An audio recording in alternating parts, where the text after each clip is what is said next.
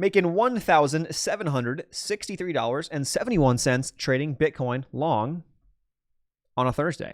What's going on, guys? Welcome on into the video. This is the next video in the recap of, I guess, Thursday, May 8th, because I realized a bunch of trades, or 2 trades on that day, technically. These are all the same trade, just on different accounts. The Bitcoin trade, we made $1,763.71, which was pretty decent. And let's get into the charts. So this was a quick hitter. I didn't get the best fill looking back on the situation. However, I'll take it.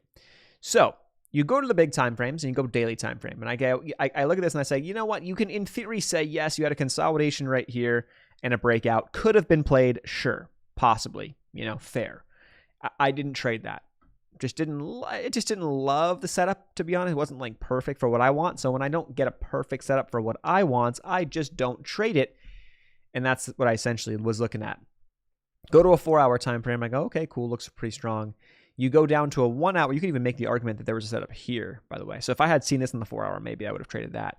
But then you go to the 1 hour time frame and you go, whoop, we had a nice little consol right there, higher lows into consol. You can call it a wedge, consolidation, whatever you want to call it.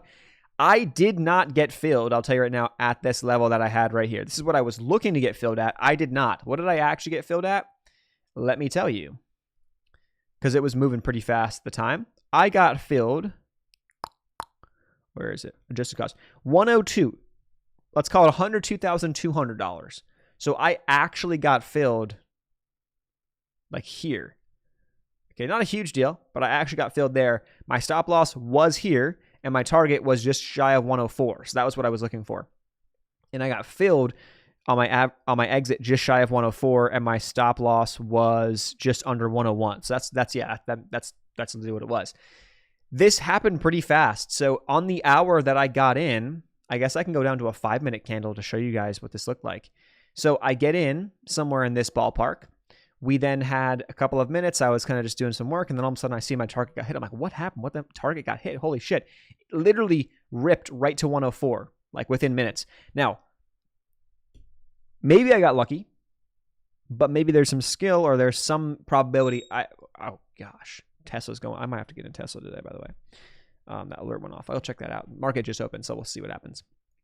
But there's maybe some skill involved here. So you jump in, you dive into the daily time frame, and you say, okay, well, what does the daily time frame look like, and where are the next levels? So we're breaking above this little node. What's the next node? That next node is between 104 and 105. So that's a logical spot for me to see, okay, price probably can move through this area fast and then hit that node, maybe a consolidation or get stuck there for a couple of days or for at least a period of time, consolidation. So I felt pretty confident in price moving faster through this zone, hence why I took the trade and why I took my profits at 104. And is it funny so far that we've kind of gotten to that 104, twice, and so far it's not able to break through that next level? I don't know. Maybe that has to do with this is why I like the volume profile. Does it always work? No, nothing always works, okay? But in my head, the way I see things, this tends to work out pretty decent, and price tends to move faster through areas where there's less volume. Tens, not all the time, not a guarantee. Tens, probabilities. That's how my brain works in these situations, and so that's why I took the trade.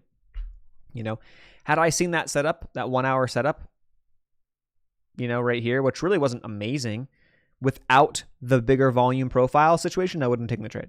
I wouldn't have done it. And without the structure behind it, I wouldn't have taken the trade.